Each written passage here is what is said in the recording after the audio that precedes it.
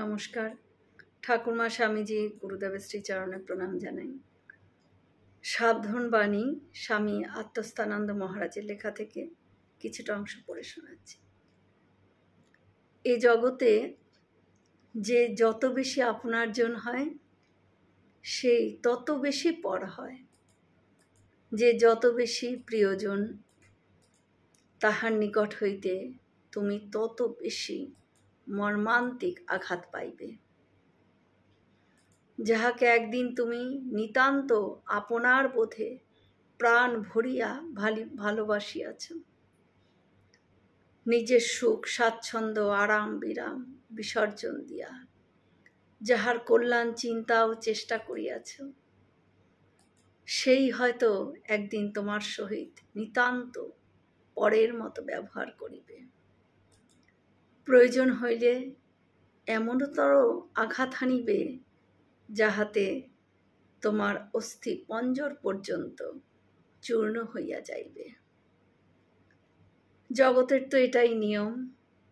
যাহার দুঃখ কষ্ট ইত্যাদির জন্য তুমি একদিন অপরিসীম দুঃখ কষ্ট বরণ করিয়াছিলে, এমন একদিন আসিতে পারে যে সেই হয়তো তোমাকে বিনা প্রয়োজনে দুঃখের সমুদ্রে ঠেলিয়া ফেলিতে বিন্দু মাত্র দ্বিধা করিবে না। সুতরাং সর্বপ্রকার পরিণতিকে সাহসের সহিত বরণ করিয়া লইতে হইবে এবং মনে মনে তোমাকে প্রস্তুত থাকিতে হইবে।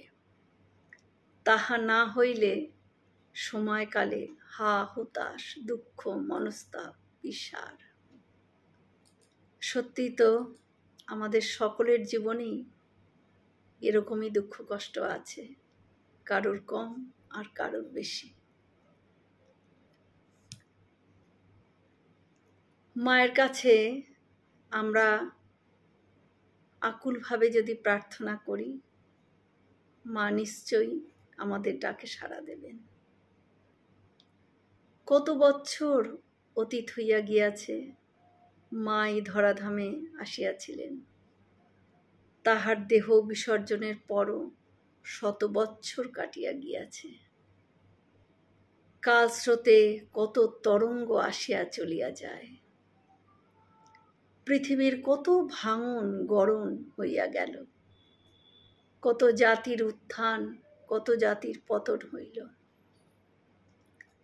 এই ভারতেই কত কিনা পরিবর্তন হইয়া গেল, কিন্তু মনে হয় যেন যুগান্তর আসিতেছে।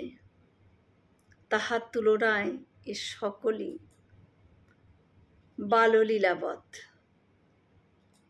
মাতৃভাবের প্রকাশ এবং প্রতিষ্ঠার জন্যই শ্রীরামকৃষ্ণ মা সারদা দেবীকে রাখিয়া গিয়াছেন। তাহার পূর্ণ বিকাশে হিংসা দেশ দ্বন্দ্ব চিরকালের মতন বিদূরিত হইয়া শান্তি ও প্রেম পৃথিবীর সকল দেশে ছড়াইয়া পড়ুক। মাতৃভাবের স্নেহাঞ্চলে মানবের ভাতৃভাব প্রতিষ্ঠিত হোক। এইটাই শ্রী শ্রী মায়ের কাছে আমার বা আমাদের আকুল প্রার্থনা। জয় মা সারদা। আমরা সকলে মিলে একসাথে বলি, জয় মহামাই কি জয়, জয় ভগবান শ্রী শ্রী রামকৃষ্ণদেব কি জয়, জয় স্বামীজি মহারাজজি কি জয়। হয়তো অনেক ভুল ত্রুটি করলাম, ঠাকুর যেন আমায় ক্ষমা করে দেন। সকলে সুস্থ থাকবেন, আনন্দে থাকবেন। ঠাকুর মায়ের কৃপা দৃষ্টি সকলের ওপর বর্ষিত হোক। শুভরাত্রি।